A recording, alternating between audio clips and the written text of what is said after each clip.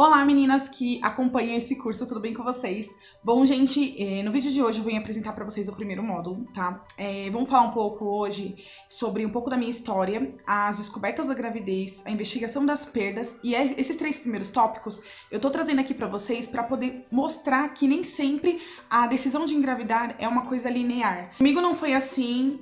Teve muitas mudanças, então eu quero reunir tudo isso para mostrar para vocês. E no final desse módulo, a gente vai falar sobre a decisão de engravidar, os pontos a serem considerados para a tomada dessa decisão tão importante.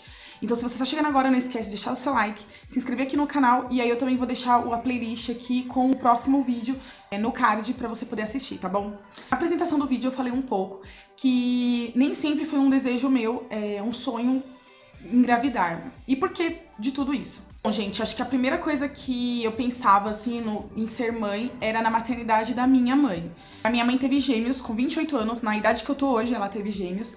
E, assim, eu acompanhei muito de perto, todas as noites mal dormidas, o cansaço extremo dela. A gente não tinha tanto ajuda, assim. Naquele momento não era propício, né, a gente ter tanta ajuda. Quando eu já tinha 8 anos, eu consegui ver muito, entender, compreender um pouco daquilo que estava passando, né? Então, dela chorar, assim, conseguia amamentar, desesperada, pedindo ajuda pro meu pai pra comprar qualquer lata de leite pra trazer pros meninos. O cansaço extremo de ficar o dia todo com as duas crianças. Meu pai trabalhava o dia todo, ela não tinha ninguém pra ficar com ela. Além de mim, né, eu chegava da escola 1h da tarde, meio-dia e pouca, e ficava com ela na parte da tarde, mas era muito complicado, ela não queria também me sobrecarregar. Tudo isso, eu também fui muito afetada. Eu acabei não tendo a liberdade de uma criança, de um adolescente, pra poder fazer o que eu quisesse. Porque eu tinha compromisso de estar ajudando a minha mãe o tempo todo, quando possível, né, desde que não atrapalhasse os meus estudos.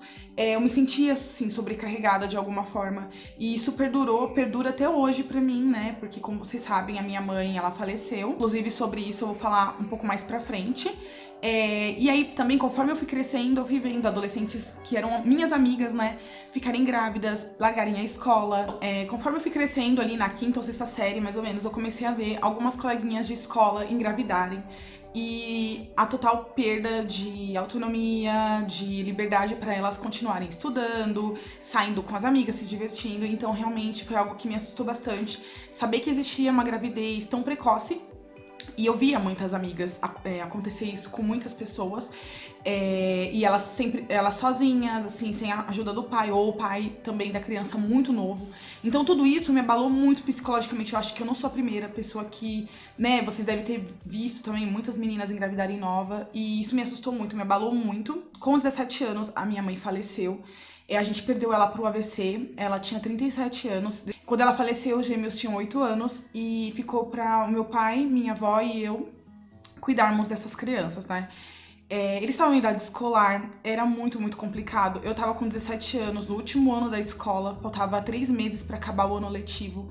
E muita dúvida pairava sobre a minha cabeça. Eu tava terminando um curso técnico, tava pensando em qual faculdade fazer, pensando em como eu iria conseguir trabalhar e pagar minha faculdade. E junto com tudo isso, eu tinha que pensar nas crianças.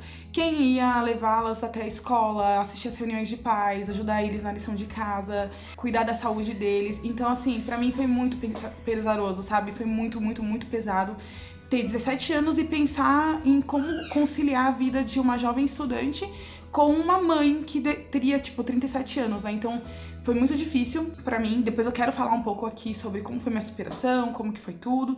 Mas, assim, foi tudo muito novo. 2011 chegou, 3 meses depois da morte da minha mãe, virou o ano, eu mudei de cidade, comecei a faculdade, comecei um relacionamento novo. Na época era meu namorado, hoje meu marido. A gente foi morar em outra cidade, então eu senti o peso muito, muito forte de ter os meus irmãos e eu em uma cidade, meu pai morava em outra, e uma vez na semana, 2 vezes, ele via nos ver, né, ele vinha, e ele trabalhava e morava naquela mesma cidade. Então, assim, tudo isso pra falar pra vocês que a maternidade era algo muito pesado pra mim. Eu meio que tive aquilo de uma interrupção, tá, da adolescência, daquela fase final, uma fase legal, né, de 15 anos, 16, 17, eu via minhas amigas viajarem, estudarem, ficavam o dia todo fora, namorarem, e eu não tinha essa liberdade. Eu sempre precisava pensar com quem os gêmeos ia ficar, como que eu podia fazer pra poder conciliar as coisas. Morando em outra cidade com os meus irmãos, a minha avó tava presente, sempre apoiou a gente,